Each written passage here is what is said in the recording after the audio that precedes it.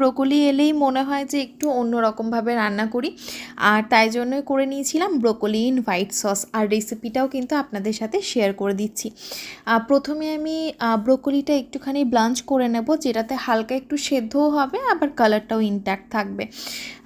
ব্লাঞ্চ করা হয়ে গেছে, তারপর দেখুন দিয়ে দিচ্ছি 1 টেবিল চামচ মতো রিফাইন্ড তেল আর কিছুটা পরিমাণে বাটার 1 চামচ মতো।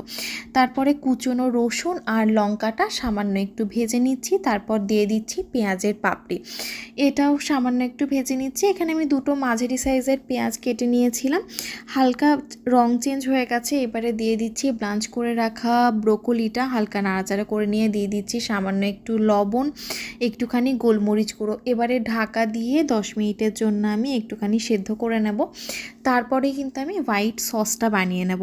আচ্ছা, এটা কিন্তু সেদ্ধ করা মানে ভাজাটার সাথে সাথে সেদ্ধও হয়ে গেল। এবারে এটাকে আমি একটা অন্য পাত্রে তুলে রাখছি। এবার আমি সসটা বানিয়ে নেব, যার জন্য প্রথমেই আমি দিয়ে দেব 1 টেবিল চামচ মতো বাটার, তারপরে 1 চামচ ময়দা।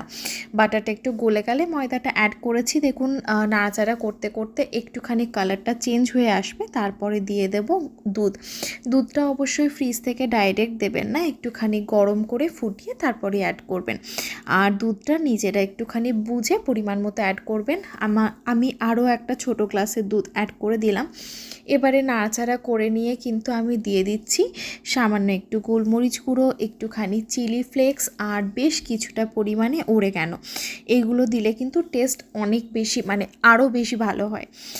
তারপরে দেখুন নাড়াচাড়া করে নেব, তারপরেই দিয়ে দেব আগের থেকে ভেজে রাখা ব্রোকলি আর পেঁয়াজটা। ইতিমধ্যে কিন্তু আমি একটুখানি লবণও অ্যাড করে দিয়েছি পরিমাণ মতো।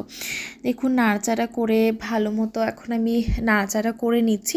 এরপরে দিয়ে দেব কিছুটা পরিমাণে চিজ, এখানে আমি চিজ স্লাইস ব্যবহার, আপনারা কিন্তু চাইলে এখানে মোজারেলা চিজও ব্যবহার করতে পারেন বা চিজ স্প্রেডও ব্যবহার করতে পারেন। আবারও দিয়ে দিচ্ছি সামান্য একটু দুধ, মোটামুটি এখানে ছোট গ্লাসের হাফ গ্লাস মতো দিয়েছি। আবারও একটুখানি ঢাকা দিয়ে 5 থেকে 7 মিনিটের জন্য রান্না করে নিলাম, যাতে চিজটাও একটুখানি গলে যায় আর কুকটাও প্রপারলি হয়ে যায়। তারপর দেখুন দিয়ে দিচ্ছি একটা কাঁচা লঙ্কা আর সামান্য একটু চিনি, স্বাদটা ব্যালেন্স করার জন্য। এবারে নাড়াচাড়া করে নিয়ে মিশিয়ে নিয়ে তারপরে কিন্তু রুটি, পরোটা কিংবা ভাতের সাথেও ভালো লাগে। আবার এটা কিন্তু আপনারা এমনি প্লেটে নিয়ে শুধুও খেতে পারেন, দারুণ টেস্ট হয়। একবার